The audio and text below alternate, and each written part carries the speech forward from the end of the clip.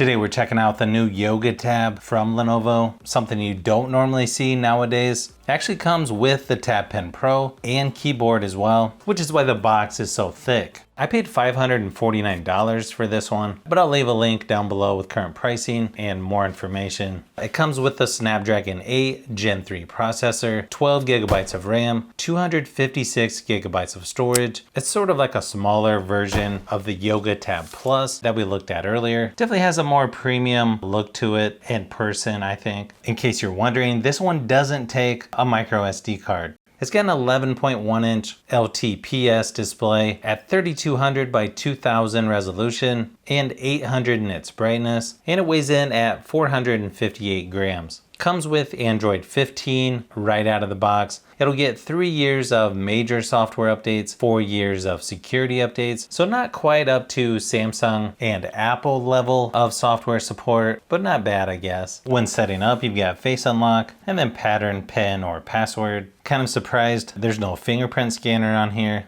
Of course, you have gesture navigation by default, but you can always switch to 3-button navigation during setup or later in the settings. Kind of weird to me, sometimes they don't use the wallpaper that's on their website. Actually, I don't even see that one as an option on here. I guess you have a few other options though.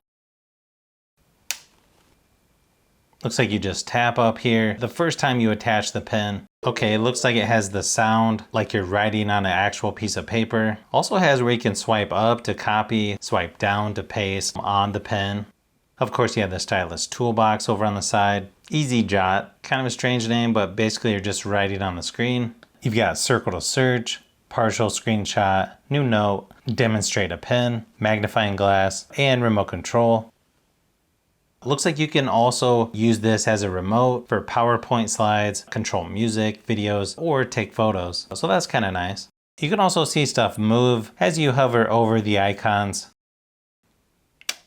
If you're not familiar with this pen, it's actually one of the nicer ones that Lenovo has. It's got some extra features like swipe up to copy, swipe down to paste. Also seems to have pretty good pressure sensitivity as well. It's wide vinyl 1, which is good for streaming apps like Netflix. You can also go up to 4K resolution for YouTube videos. The screen quality is really nice on here. I'd have to do a closer comparison to see how it compares to the Yoga Tab Plus, but definitely seems bright enough and has good contrast. Blacks seem nice and dark as well. I think most people are going to be satisfied with the screen quality on this one. Also has really good viewing angles as well.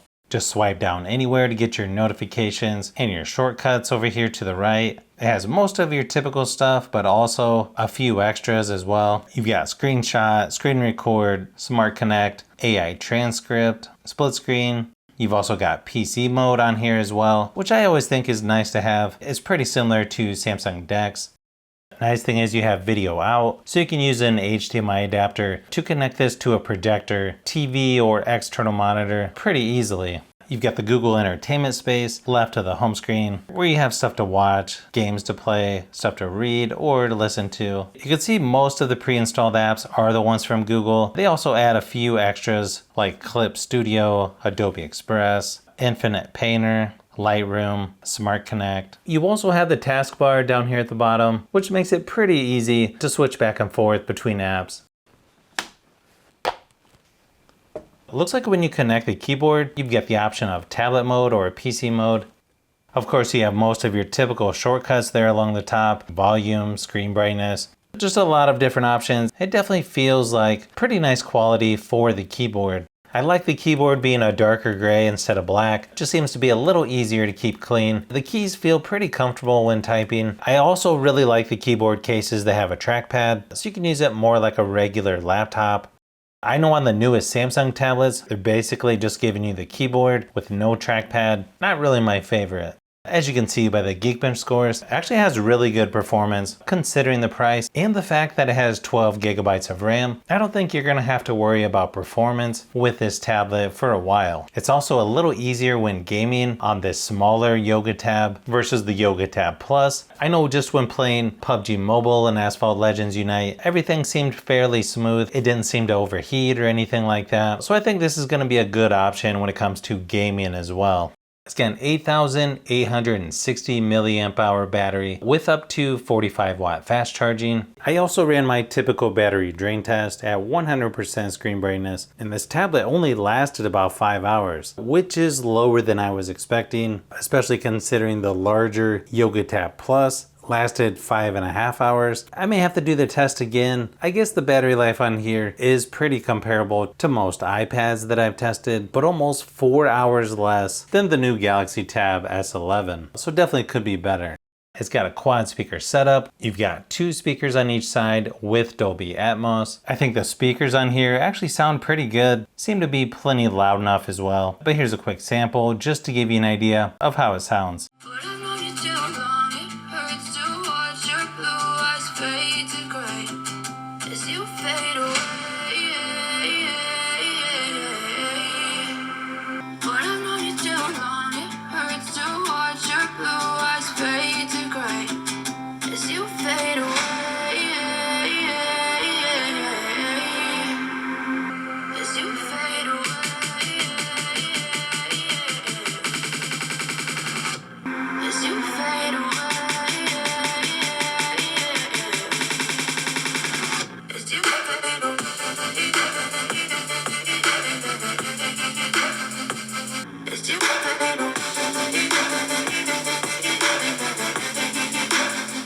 It's got a 13 megapixel rear facing camera with a 2 megapixel macro lens, and then a 13 megapixel ultra wide front facing camera as well. Inside the camera app, you've got macro, documents, photo, video, and face tracking. Nice thing is you can go up to 4K resolution for video recording, and that's on the front and back cameras. Actually seems to have pretty fast shutter speed, and the picture quality looks really good in my studio lighting. But here's a few quick samples just to give you an idea of what to expect from the new Yoga Tab.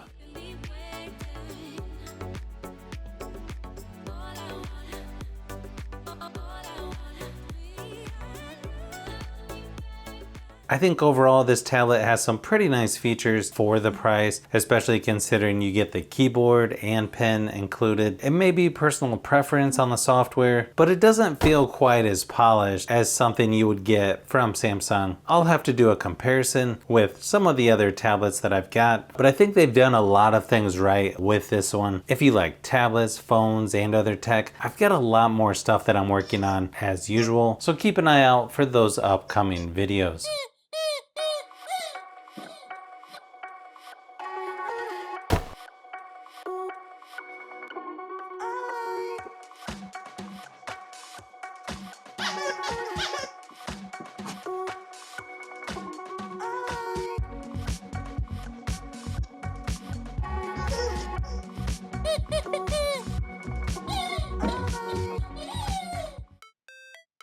So if you've made it this far into the video, you may want to say thanks by subscribing, and don't forget to give a thumbs up if this video was helpful. This is Brian from Fishbee Productions. Thanks for watching, and I'll see you on the next one.